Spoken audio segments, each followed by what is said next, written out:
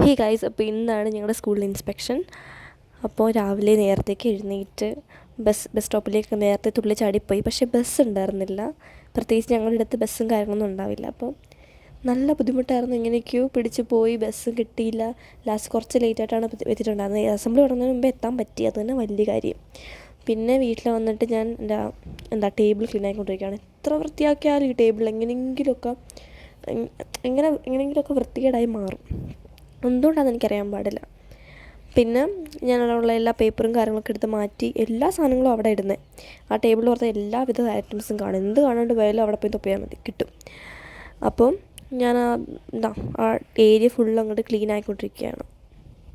പിന്നെ ടേബിളും കാര്യങ്ങളൊക്കെ സെറ്റ് ചെയ്തതിന് ശേഷം പഠിക്കാൻ കൊണ്ടിരുന്നിട്ടുണ്ടായിരുന്നു. ഞാൻ സ്റ്റാറ്റിസ്റ്റിക്സ് എടുത്തിട്ടുണ്ടായിരുന്നു. സ്റ്റാറ്റിസ്റ്റിക്സിൻ്റെ ഫസ്റ്റ് ചാപ്റ്ററും സെക്കൻഡ് ചാപ്റ്ററും തീർത്തു.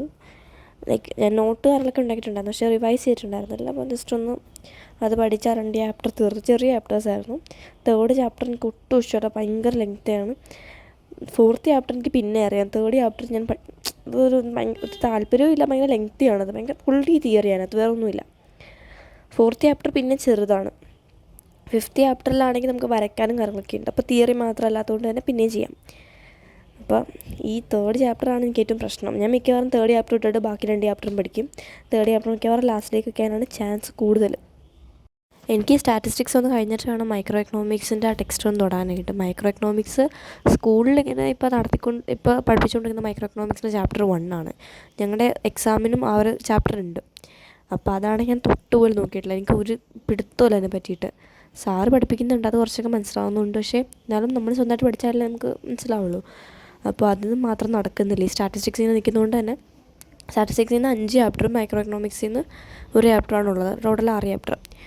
അപ്പോൾ ഞാൻ കുറേ ട്രൈ ചെയ്യുന്നുണ്ട്, പക്ഷേ എന്നെക്കൊണ്ട് സ്റ്റാറ്റിസ്റ്റിക്സിൽ 3rd ചാപ്റ്റർ പറ്റുന്നില്ല. 3rd ചാപ്റ്റർ ഞാൻ കുറച്ച് തുടങ്ങി വെച്ചിട്ടുണ്ടായിരുന്നു. പിറ്റേ ദിവസം അതായത് ഞാൻ ട്യൂസ്ഡേ കുറച്ച് തുടങ്ങി വെച്ചിട്ടുണ്ട്. അപ്പോൾ തീർക്കാൻ പറ്റുമെന്ന് തന്നെ എനിക്കറിയാൻ പാടില്ല.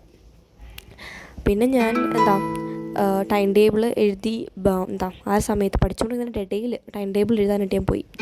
ഞാൻ എത്ര പെട്ടെന്ന് ഡിസ്ട്രാക്റ്റഡ് ആയി പോകുന്നതെന്ന് നിങ്ങൾ തന്നെ ഇപ്പം അതിനകത്ത് കാണാൻ പറ്റുമല്ലോ. പഠിച്ചുകൊണ്ടിരുന്ന ഇടയിലാണ് ആലോചിച്ചത്.